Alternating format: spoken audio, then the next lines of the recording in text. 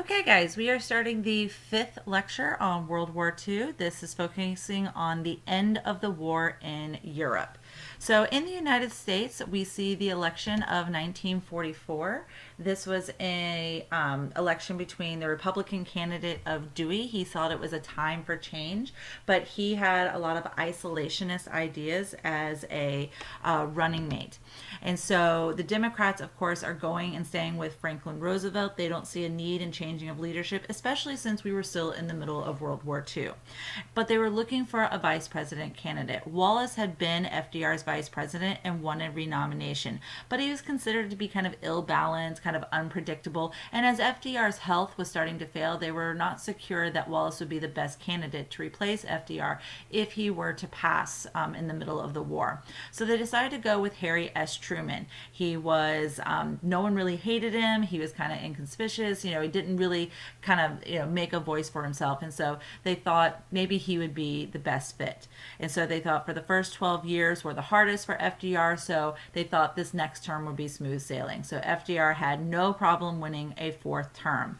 And he was going to be known to be needed for world peace. He had a heavy hand in the Atlantic Charter. He had a heavy hand in the creation of the United Nations. So the United States as a whole did not want to jeopardize their position in the global arena. So FDR is going to start his fourth term.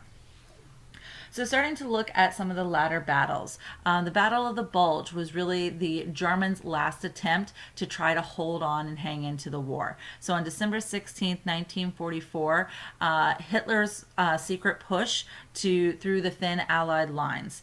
This is where the term the Bulge comes in. So 101st Airborne stopped and held the line, which was very significant so that they could actually cross into the border of Germany. So this battle is going to take place in Belgium territory.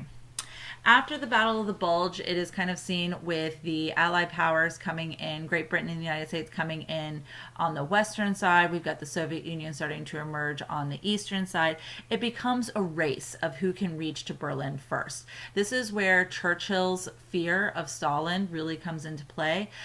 He is adamant that Great Britain and the United States need to reach Berlin before the Soviets because they fear the amount of influence Stalin will have over Berlin, plus the overall Eastern European theater. So in February 1945, this is going to be the last meeting between FDR, Churchill, and Stalin. And this also plants the seeds, though, for the Cold War. This is where they talk about what they will do with occupied Germany. So for the United Nations, they set up the Security Council. The Big Five are the permanent members of the Security Council: United States, England, France, Russia, and China.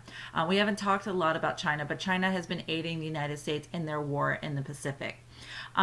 All five will have veto power. So for any sanction to pass, it has to be approved by all five members, which we'll see in the Cold War is going to be problematic between the United States and Russia and part of the Soviet Union.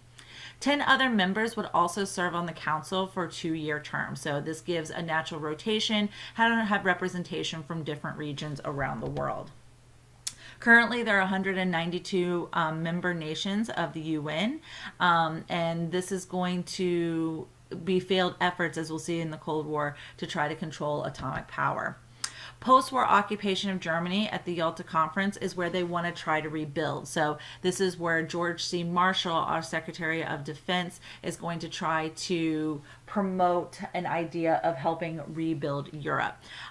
They don't want to leave it all wrecked and problematic and potentially become prone to a communist form of government. So they felt it'd be better to spend the money, invest in Europe to help prevent a communist takeover. They also agree on the situation in Poland and Bulgaria and Romania, that Republican governments with free elections will be held because, of course, at this time, those territories were under the influence of the Soviet Union. In time, Stalin will break this promise. He will not allow free elections in those areas and will set up communist governments that are partnered with the Soviet Union. And so those elections won't happen for another 40 years. But one of the key things that comes out of Yalta is once things are established in Europe, Stalin agrees to enter the war against Japan. One aspect of the war in Europe that we have not discussed this far is the issue of the Holocaust. As American troops started to get closer to Germany is when they started to encounter the concentration camps, the Nazi concentration camps. Many started to find Buchenwald, they started to find Dachau as they moved closer in towards Berlin. They were shocked by what they saw. This was the mass murder of mainly Jews. 6 million Jews were killed in the Holocaust, but also other people as well, such as Catholics, homosexuals, gypsies, and political dissenters.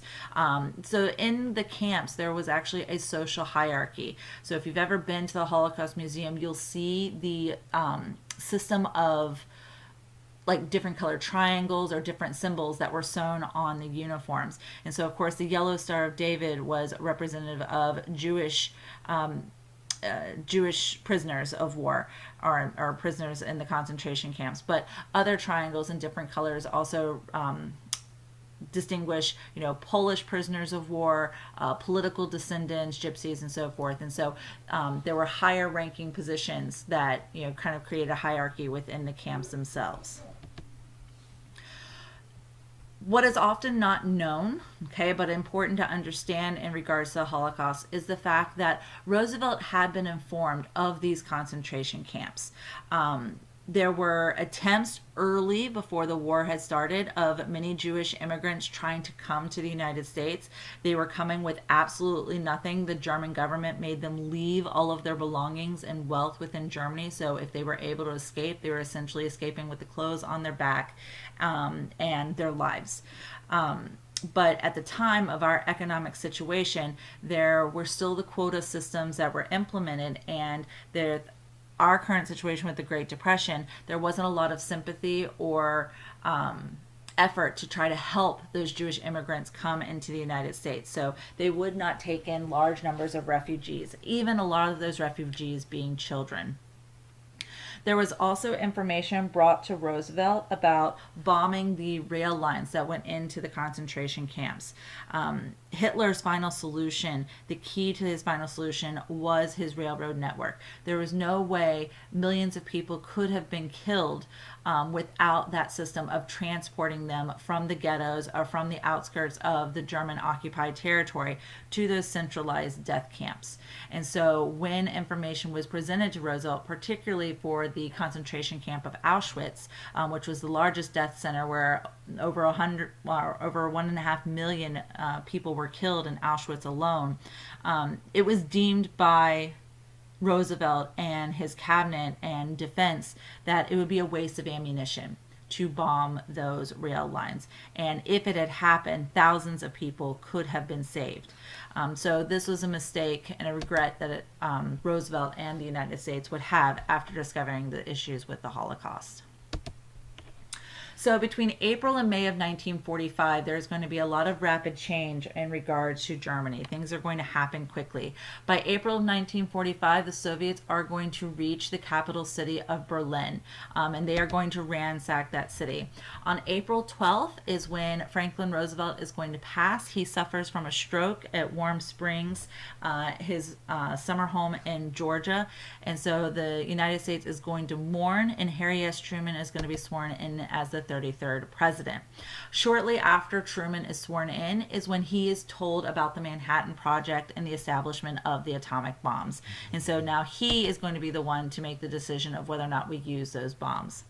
On April 30th, Hitler takes his own life. He had just married his mistress, and she had taken poison. Hitler shot himself. He gave direct orders to those who were in his underground bunker with him in the city of Berlin that once he was dead, both he and his wife's bodies were to be taken out, soaked in gasoline and set on fire, because he did not want his remains to be captured or apprehended, especially by Stalin and the Soviets. So by May 7th, Germany agreed to unconditional surrender. The defense line for Germany and Berlin were very young boys. Most of the soldiers were ranging anywhere from age 13 to 18. Germany was running low, on the number of men who were able to defend. And so those young men against the Great Red Army were no match of defense for the city.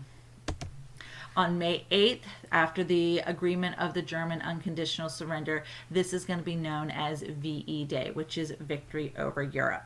So the war in Europe is going to be over, which now allows the United States to focus on their war in the Pacific. And so here you can see everybody is celebrating that the war in Europe is over, but the United States now knows that they need to focus and reinforce their efforts in the Pacific.